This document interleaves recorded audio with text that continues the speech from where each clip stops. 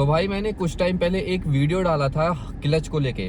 Fully explain किया था कि क्लच पेडल आपको किस तरीके से रिलीज करना है, किस तरीके से प्रेस करना है, ब्रेक दबाना है, पहले क्लच दबाना है, क्या करना है।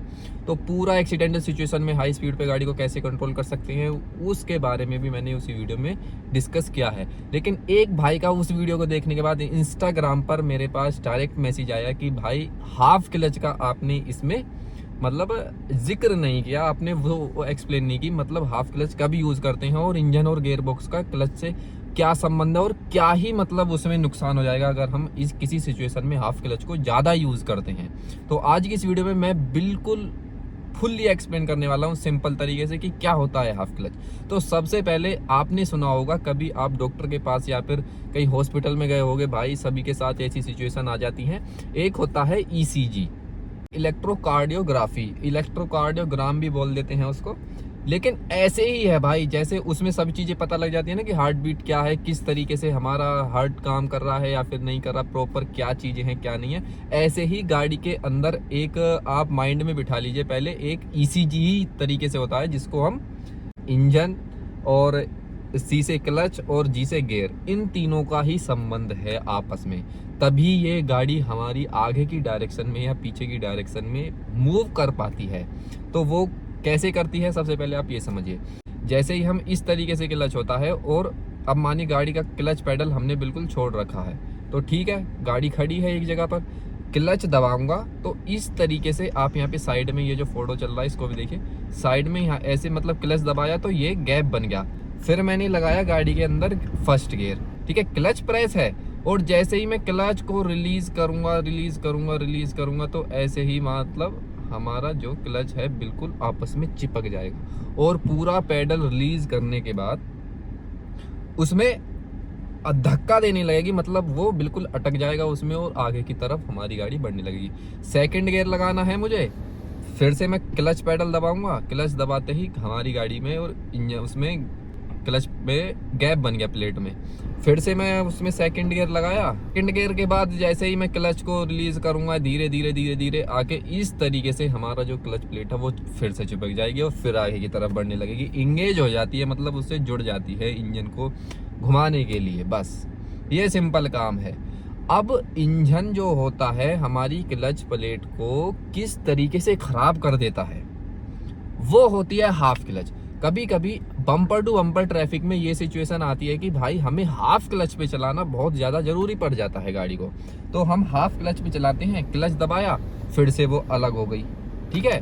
और जैसे ही मैं क्लच पेडल रिलीज करूंगा तो यहाँ पे मतलब मैंने हाफ क्लच को यूज किया और यहाँ पे देखिए मेरी जब तो चिपक रही थी ऐसे में क्योंकि पूरा पेडल रिलीज कर रहा था, लेकिन अब सिर्फ इतना आ रही है और जैसे ही मतलब हाफ क्लच पे हमारी गाड़ी मूव करेगी ना तो वो फुल्ली इंगेज नहीं होगी और इस तरीके से मतलब उस पर घिसेगी।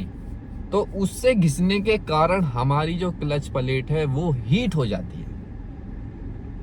हीट होने के बाद उसमें जो उसकी लाइफ होती है, उसकी एज होती है, वो डिक्रीज होना उसी दिन से चालू हो जाती है। तो कम से कम कोशिश कीजिए। बहुत सारी सिचुएशंस ऐसे कर देते हैं भाई, ये जो नए ड्राइवर्स होते हैं ना, मतलब जो सीखते हैं नई नई गाड़ी चलाना, या फिर जिनको होता है भाई गाड़ी का एक्सपीरियंस नहीं होता, सभी के अंदर सभी चीज़ें नहीं मिल सकती, तो वो क्या करते हैं सेकंड गियर लगा रखा है और हमको प्रॉपर स्पीड चाहिए उसमें 10 की, ठीक है, 10 की स्पीड पे चलने के लिए हमको सेकंड गियर की जरूरत ही नहीं है। गाड़ी रुकी हुई है, क्लच हमने हाफ यूज कर रहे हैं भाई, तो सेकंड गियर में गाड़ी की क्लच ऐसे भाई रगड़ रही है आपस में और वो गिरती जा रही है नीचे की तरफ, गर्म होती जा रही है भाई। फिर क्या करोगे, मतलब यार थोड़ा कॉमन सेंस वाली एक बात होती है, हमको जब स्पीड कम चाहिए तो फुल क्लच दबाओ, फर्स्ट गियर लगाओ, सेकंड गियर में उसको घिसेड़ने की बम्पर टू बम्पर ट्रैफिक में क्या ही जरूरत है।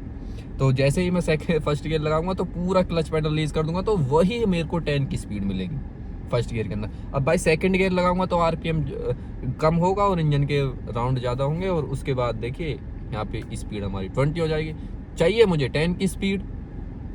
तो ये भी एक छोटा सा पॉइंट है। तो आपको हाफ क्लच का बहुत कम से कम यूज करना है, क्योंकि जहाँ पे आपकी क्लच प्लेट 10,000 फॉर एग्जाम्पल वाली 50,000 निकाल ली है, वहीं पे आपकी क्लच प्लेट 30,000 ही निकाल पाएगी भाई, 30,000 किलोमीटर ही चल पाएगी, मतलब प्रॉपर तरीके से।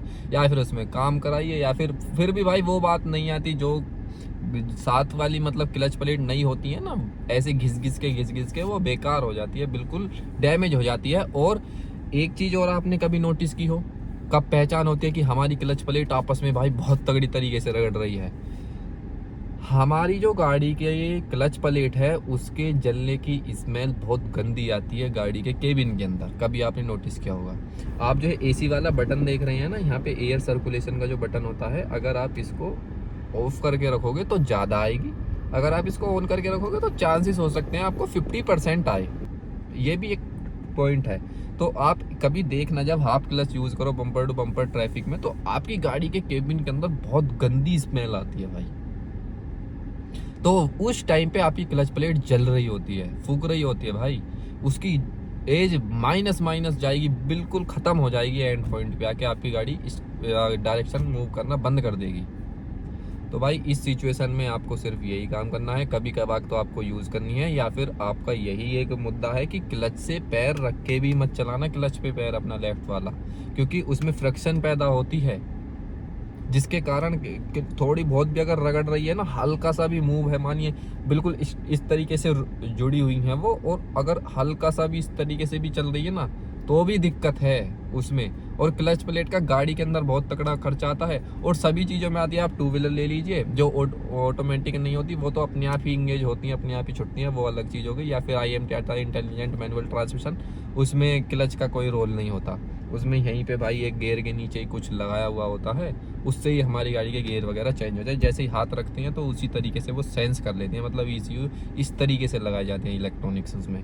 तो उससे बचने के लिए बस एक ही उपाय है भाई, ये या तो आप क्लच से पूरा पैर हटा के रखिए कम स्पीड पे, या फिर बम्पर टू बम्पर ट्रैफिक में चला रहे हैं तो इतना ही गाड़ी को मूव करिए आगे की तरफ जितना आपको ज़रूरत है। मतलब एक बार आपने मूव कर दी, फिर पूरा क्लच पैडल दबा लीजिए। पूरा क्लच पैडल दबाने के बाद आपकी क्लच और उससे बिल्कुल संबंध भाई हट जाएंगे, दूरी बनाए रखना है बस उसके बीच में, या तो पूरी भाई वो इंगेज होनी चाहिए, या फिर पूरी वो हटनी चाहिए। तो इसी तरीके से हाफ क्लच काम करती है।